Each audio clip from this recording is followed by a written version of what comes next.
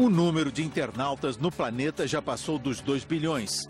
Cada vez mais o mundo virtual é o mundo real. Território em que circula informação, opinião, imagens e também conteúdos difamatórios ou que incentivam o ódio, o preconceito. No Brasil, onde o projeto que regulamenta a internet está parado na Câmara dos Deputados, a Justiça está em ação.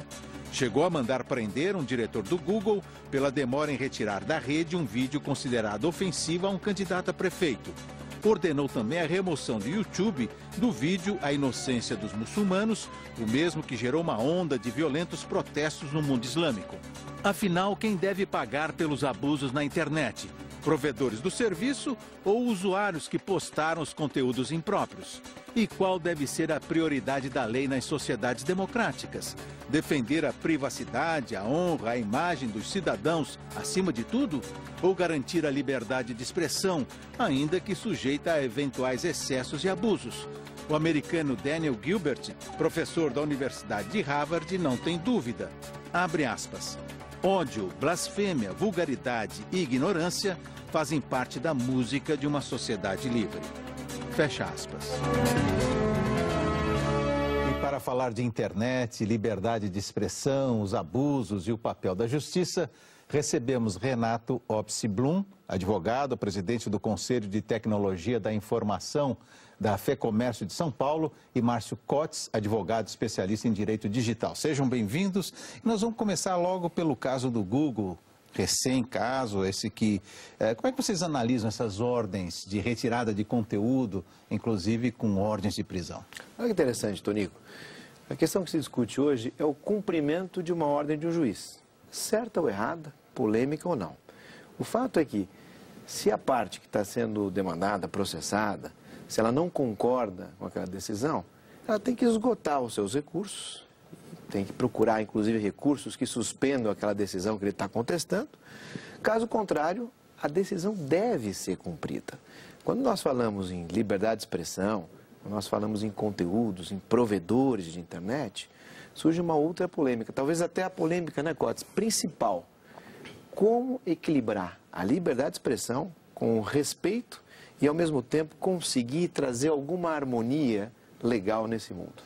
Mas o Google, pelo que eu sei, ele resiste um pouco a tirar qualquer coisa de dentro, porque ele acha que se retira uma coisa aqui, depois retira outra lá, e você vai acabando, digamos, com aquela coisa que é forte na internet, que é a liberdade. O que você tem que tomar um pouco de cuidado, e o Renato muito bem colocou aqui, é que por mais que você divirja da decisão judicial tomada, né, de fato você tem que cumprir e buscar os meios processuais para tentar reverter aquilo que você até não concorda. Talvez o que se questiona hoje e por parte do judiciário... Mas em termos de conteúdo estava correta a decisão? A questão de conteúdo, eu diria que até é uma questão a ser discutida, mas não é propriamente o cerne do mandado de prisão, efetivamente, né? Eu acho que está tendo uma certa confusão e as pessoas estão confundindo a responsabilidade que, eventualmente, o Google pode ter com relação ao conteúdo, que eu particularmente entendo que não há esta responsabilidade. A responsabilidade é de quem posta. E com relação à ordem judicial de prisão em razão de um descumprimento de uma decisão judicial, né? Talvez a ferramenta que está sendo utilizada aí para se questionar o fato de se tirar do ar o conteúdo não seja a mais adequada do ponto de vista jurídico. Prisão, se diz. Exatamente. Que interessante, está aproveitando, Tonico. Qual é o conceito da liberdade de expressão atualmente, né? Uma liberdade plena ou uma liberdade com respeito, sem ofender, sem agredir? Enfim, foi interessante, inclusive, o destaque do professor de Harvard, que no conceito dele, tudo poderia, tudo faria parte da liberdade de expressão. Nós temos que aqui fazer um parênteses, ele é um professor de Harvard, ele mora nos Estados Unidos, lá nós temos a primeira emenda, que é muito mais abrangente que as leis brasileiras. Aliás, esse é o desafio da internet, né? Como harmonizar as leis de cada país, sendo que a internet é algo que tem efeitos globais. No meu... Para minha definição, quando nós falamos, minha definição pessoal, liberdade de expressão, eu acho que, acima de tudo, nós temos que respeitar. Quando a pessoa extrapola aquela linha tênue, né, Coates, Mas o que seria extrapolar? Crítica, Isso é né? que eu acho, não é você fazer ataques pessoais, eu acho que aí sim, uma injúria, Sim, isso. uma calúnia, Sim, um ataque pessoal à honra, Isso. mas nem sempre é Exatamente isso, às vezes a ordem para retirada não é bem isso, é alguém que ficou insatisfeito com o que ele próprio disse. Mas eu já concordo com a sua resposta.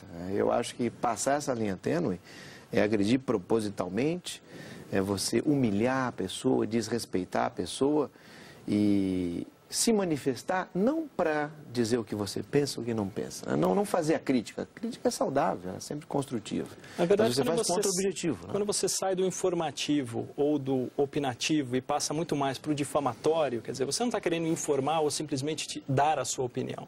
E fica nítido ali dentro do contexto que, na verdade, o que você quer fazer é agredir, é difamar. Isto eu acho que essa é uma forma de você identificar o que vem ser difamação e o que vem ser informação ou opinião. Por exemplo, no pensamento de vocês, é o caso desse filme aí, Inocência dos Muçulmanos, que agora também tem uma ordem de retirada desse filme aqui no Brasil. E o Google, a princípio, disse que não vai retirar. Vamos ver se ele vai respeitar, aliás, recentemente... Não, mas o que vocês pensam, deve ou não retirar? Não que respeitar ou não a ordem, mas a ordem é correta ou não? É uma ordem de retirada, é uma ordem justa ou não? Eu concordo com o juiz. Concordo com o juiz. Do meu ponto de vista, até pelo efeito você prático. Também, Coates? Olha, eu particularmente não assisti o vídeo, infelizmente não assisti. Não poderia opinar se é certo ou não. O fato é que se o vídeo tiver algum conteúdo difamatório, e principalmente um conteúdo que vai contrário à crença religiosa, eu acredito que tenha que ser tirado do ar. Muito porque a própria Constituição Federal... Mas não é um ataque pessoal a ninguém, é uma... Mas isso pode ser um ataque pessoal bastante relevante quando você fala de religião. Né? Então, quando você fala de direitos constitucionais como liberdade de expressão, como foi colocado que realmente é um dos pilares da democracia, nós não podemos esquecer que existem outros direitos constitucionais que devem coexistir com este direito, que é a liberdade de expressão, que são direitos que estão no mesmo artigo 5º da Constituição, que é um dos principais, porque ele fala das garantias fundamentais de qualquer cidadão, como a liberdade de crença, o respeito à minha liberdade de crença, o respeito à honra, o respeito à imagem, né? A vedação ao anonimato. Então, a internet dá a possibilidade de você exercer o seu direito de liberdade de expressão de uma forma muito plena, mas com responsabilidade. Por exemplo, nos Estados Unidos eles não vão retirar, isso não passa por lá, retirar um filme Muito bem colocado para o Renato, em razão de um sistema jurídico e de uma ordem que é um pouco diferente da nossa.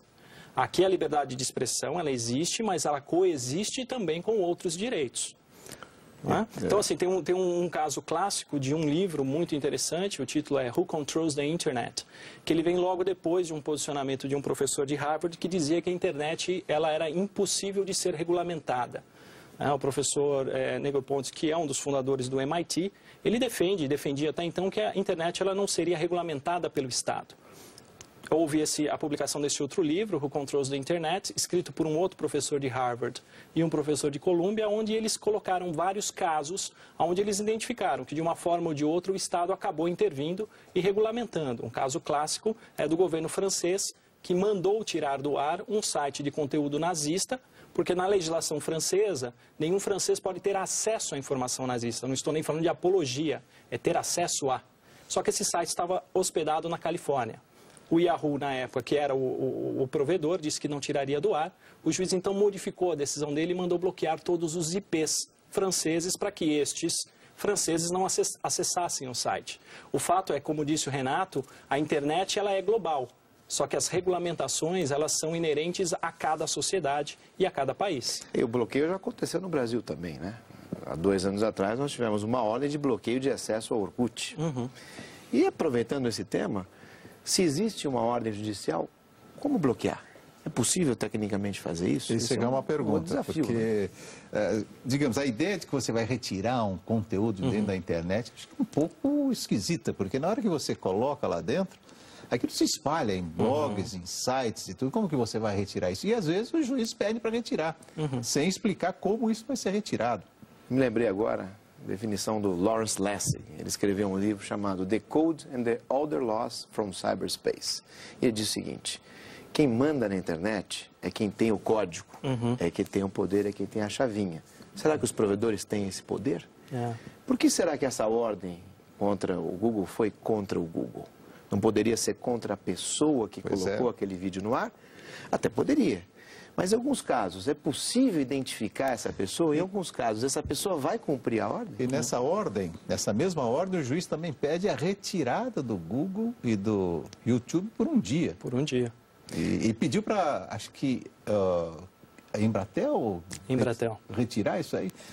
Nem sei se é possível fazer isso. De qualquer forma, um prejuízo enorme para quem usa esses mecanismos, como para trabalho. Né? E, na verdade, assim, existem algumas decisões judiciais que mandam tirar do ar determinados sites. No Natal do ano passado, algumas empresas de e-commerce, em razão de não cumprirem os prazos de entregas e por outras questões, elas foram obrigadas a sair do ar durante 2 dias. Você imagina um site que vende basicamente pela internet sair do ar. É a mesma coisa de você fechar a empresa durante aquele período. É difícil equilibrar isso, né, Costa? Agora, mas você não acha que a ideia da internet, assim como um território livre de veiculação de ideias, de opiniões, disso que nasceu a internet, isso é que fez a força dela, está sob ameaça, isso que está na raiz da internet? É por isso que o grande desafio, a dificuldade é você equilibrar isso. O território não é tão livre. O território se submete a leis, como, por exemplo, nesse caso que estamos discutindo aqui. A questão é como fazer esse equilíbrio, especialmente em função da natureza da web, que extrapola fronteiras. Às vezes nós temos um efeito de algo que foi colocado, postado em outro país, mas o efeito é aqui no Brasil. Entendi. Porque o juiz brasileiro, por exemplo, se no caso do Google a subsidiária está aqui, mas e se o provedor não estivesse no Brasil? Como é que nós faríamos para cumprir uma decisão judicial em outro país? Esse é um outro desafio. Nós temos que fazer tratados e convenções internacionais. A que tempo, né? Com que preceitos, com que discussões? E isso seria efetivamente o melhor caminho ou não? Pois é, esse aqui, eu fico um pouco assim na dúvida sobre o que vocês estão falando. Permitam, porque vocês dois estão mais ou menos a mesma opinião, eu tenho que fazer aqui um pouco o papel do advogado do diabo. Mas veja só, quem que mais procura criar problemas para a internet no mundo? Essa pergunta é muito ampla. Tem governos que criam problemas. Ditaduras, não é? Sim, normalmente sim. Normalmente sim. Como é que vocês veem isso? Bom, o fato é que a internet ela é uma consequência da sociedade, ela não é um ente desconectado do mundo como um todo. Apesar de usarmos comumente a definição de mundo virtual, a gente não pode esquecer que ela é uma consequência do mundo real. E querendo ou não, ele tem que ser regulamentado. Não é porque a internet foi concebida como um ambiente de liberdade que, de fato, ela tem que ser quando ela traz alguns prejuízos bastante reais para a vida das pessoas. Eu, particularmente, entendo que o Estado, de uma forma... restrito só a ataques pessoais? Essa aqui é a pergunta. Mas isso serve também para o mundo real, Tonico. A liberdade de expressão, aquilo que você escreve no jornal, ela também pode trazer consequências se você extrapolar. Nós temos um caso clássico de jornalistas famosos até que escrevem em blogs coisas que são reais, que existem, mas que são processados por calúnia, injúria e difamação. E ainda quando, na réplica, na defesa deles, eles argumentam, não, mas eu comprovo que isso é verdade. E o juiz chega a decidir, você pode comprovar que é verdade. Mas o intuito, ele é muito mais difamatório, ele é muito mais ofensivo do que propriamente informativo. Então você vê que noticiar determinadas coisas, dependendo da forma que você faz isso, gera consequências jurídicas. E a internet, a gente não pode esquecer que ela abrange uma quantidade muito maior de pessoas. Fora isso, você tem um problema muito sério de não conseguir tirar do ar. E fora isso, você também não tem a certeza que a retratação vai ser lida pela pessoa que leu a ofensa.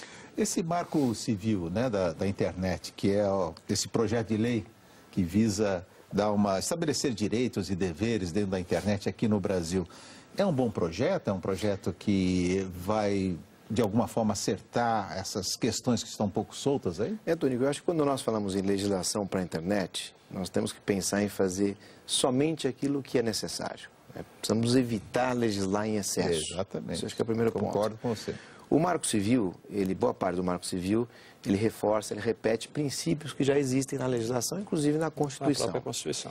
Existe uma questão muito interessante no Marco Civil, que é a possível dificuldade que vai haver, se ele for aprovado hoje, em identificar pessoas que praticam atos ilegais. Porque o Marco Civil, ele dá a faculdade de guarda por parte daqueles serviços, né, os provedores de conteúdo. Então, por exemplo, uma rede social, um blog, um site de comércio eletrônico, hoje, pela jurisprudência brasileira, eles têm a obrigação de guarda dos registros de acesso.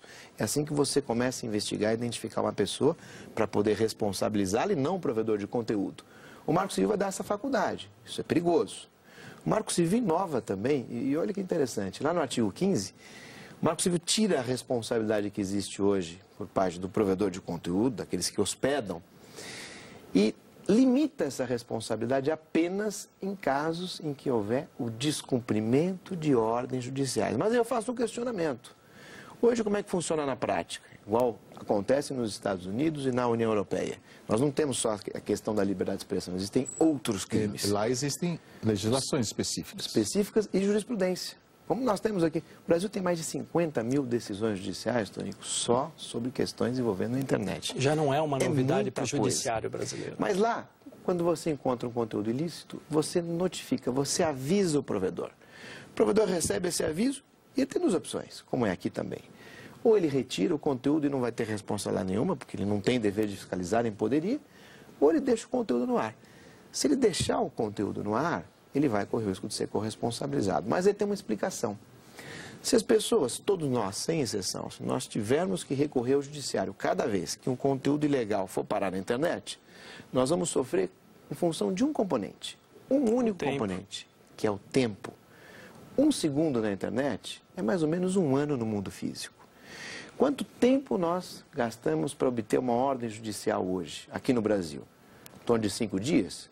Para o direito é muito rápido, não é, Cotes? Agora, para efeitos práticos, é muito tempo. Mas mesmo que ele seja obrigado a retirar apenas com ordem judicial, ele pode continuar atuando também da outra forma. Recebeu... Pode continuar. Recebeu um aviso, ele pode, eventualmente... A diferença... Já retirar. Ele só vai ser obrigado caso haja uma ordem judicial. A diferença é o termo. Ele pode, não que ele deva. Hoje ele deve. Eu só acho, Renato, que dentro do projeto nós perdemos a oportunidade de fazer como é nos Estados Unidos, que lá ele tem um complemento a mais. Se você notifica a empresa para que ela tire do ar, ela vai ser obrigada a tirar do ar pelas regras americanas. Contudo, se ficar comprovado que se não for liberdade de expressão. Se não for liberdade de expressão, se ficar comprovado que você extrapolou o seu direito, você mandou tirar um conteúdo que depois ficou comprovado que não era difamatório, né, você acaba sofrendo uma penalidade. Então, eu acho que é interessante essa questão da responsabilidade no exercício do direito, que é o que nós temos aqui no direito brasileiro, talvez não usado da forma que deveria, que é o abuso do direito. Então, se houvesse a previsão, vamos notificar, prazo de 48 horas para retirar do ar, mas sobre a condição de que se você exerceu esse direito de forma irregular, você vai ser penalizado. Isso faz com que a pessoa pense 2 vezes antes de notificar um provedor a tirar algo do ar. É que a gente fica um pouco preocupado se não está avançando um pouquinho demais em cima da liberdade de expressão. Por exemplo, agora nas biografias, você sabe que aqui no Brasil praticamente está inviabilizada a possibilidade de você fazer uma biografia, porque qualquer pessoa pode levantar a mão e dizer, ó, estou sendo aí acusado, então ninguém mais escreve livro. Como é que vocês veem isso? Sim. Vamos usar o exemplo da biografia e vamos aproveitar isso para colocar aquele ponto que o Cotes muito bem levantou aqui. Como é que nós vamos fazer para penalizar, por exemplo, no caso do abuso de direito? Eu posso fazer uma biografia de alguém? Em tese eu posso, se não difamar, se não prejudicar, não há nada que restrinja isso. Eu posso, por exemplo, traduzir um livro? Se eu tiver autorização de quem escreveu o livro, sim, senão eu posso estar violando direitos autorais. Agora, traduzindo ou fazendo uma biografia, se eu respeitar a legislação existente, certa ou errada, eu vou ter esse direito. A dificuldade que existe hoje aqui, Tonico, é pela característica da internet, que é mundial, global, é um cliquezinho que você dá para jogar aquele conteúdo para o mundo inteiro e você não tira mais. A internet não tem o botão delete, não tem o botão remover. É como você vai fazer. Se você errar e descumprir, esquecer daquilo que a legislação impõe para você... Mas não seria o caso de você, em vez de pedir a retirada, você processa a pessoa que pôs aquilo? E se a pessoa não tiver nada a perder, Tonico? Eu vou processar, vou ganhar, mas não vou levar. E aí? E aí, Cotes, como é que a gente fica? Por isso que eu sou favorável à retirada do conteúdo, quando ele é difamatório, quando ele é, no meu ponto de vista, ilegal. Nós vamos ter que fazer um rápido intervalo agora. Eu vou deixar uma pergunta aqui no ar para vocês. E voltando ao meu tema, que eu acho que eu preferia que vocês falassem um pouquinho mais sobre isso. Porque a internet não é um sucesso exatamente porque ela é um pouco caótica. A força dela não vem de um certo caos, que é isso que fez dela essa força que ela tem hoje? Vocês vão responder logo depois do nosso intervalo. Até já. Nós voltamos com Entre Aspas e a pergunta que nós deixamos no ar é se a internet não é um sucesso exatamente porque ela tem um certo lado caótico. E que se a gente for legislar muito em cima dela, ela vai perder essa força que ela tem. O que vocês acham disso? Bom, Tonico, eu particularmente, como diz o ditado popular, o ótimo é inimigo do bom. Mas o inverso também é verdade. O bom é inimigo do ótimo. Se a gente achar que a internet está boa, assim, esse caos é pertinente, eu diria para você que dá para melhorar. Eu acho que a internet também tem muita coisa, de certa forma, inútil e que poderia contribuir muito mais se nós tivéssemos uma certa regulamentação, como tem conteúdo ilegal, difamatório, pedofilia, e talvez esse caos é que tenha gerado, por exemplo, um crescimento enorme do crime de pedofilia, dentre outros crimes. Mas isso aí todo mundo está de acordo. Pedofilia, estímulo ao racismo... Mas o que nós estamos falando é de regulamentação como um todo. Entendeu? Mas não... Não adianta você regulamentar só uma parte. A regulamentação como um todo... Mas vem um político. Ele faz uma propaganda eleitoral e erra. Uhum. Aí ele quer que tire você. Fala, eu errei, mas eu quero que você tire aí do ar. Vamos regulamentar isso. Deu para ele. Foi o que aconteceu. Mas eu não sei se aquilo que foi alegado, aquilo que foi postado é correto ou não é, se o que está no vídeo é verdade ou não é. O fato é que se você fraude ou ilegalidade, você não presume. Ela tem que ser robustamente comprovada. Até que se prove o contrário, aquilo que consta do vídeo, ele não deve ser dito ou não deve ser colocado na internet para que as pessoas acreditem que aquilo é verdade. E com todo respeito, ainda mais numa época de campanha eleitoral. Vou fazer um contraponto aqui. Esse caos colocado pelo Tonico, esse caos, ele é formador de opinião? Ou seja, as pessoas acreditam nesse caos, nessa bagunça, nessa quantidade imensa de informações que a internet nos traz? Eu lembro de uma vez uma pessoa me disse, estava sofrendo muito, e disse, o Estado me absolveu, mas a internet me condena. E a internet me condenou a uma pena perpétua. Eu disse, mas o que aconteceu? Eu fui processado. Ele contando a história, fui processado, fui condenado por um crime em primeiro grau. Não concordei com aquela decisão, recorri ao tribunal e o tribunal me absolveu. Só que só saiu a notícia da minha condenação. E toda vez que alguém vai procurar o meu nome no Google ou em qualquer outro buscador, as informações que aparecem, a número 1, 2, 3, 4, 5, são as informações da condenação. E aí ele pergunta, Renato, isso não é injusto? E aí eu devolvi a pergunta para ele, falei, mas você acredita nisso? As pessoas têm essa percepção? E a resposta é, sim, porque nós dependemos disso. Esse mundo que está aqui há 15 anos, o mundo internetico, ele traz esses problemas. Então o Estado absolve e ele está condenado por essa referência. O único risco é ela perder, no geral, a liberdade. Mas isso é um debate que ainda vai continuar. Infelizmente, nós vamos ter que terminar a nossa conversa agora. Eu agradeço muito ao Renato Obsi-Blum e ao Márcio Cotes pela participação no programa. Agradeço você também que nos acompanhou até aqui. O Entre Aspas volta terça-feira. Até lá.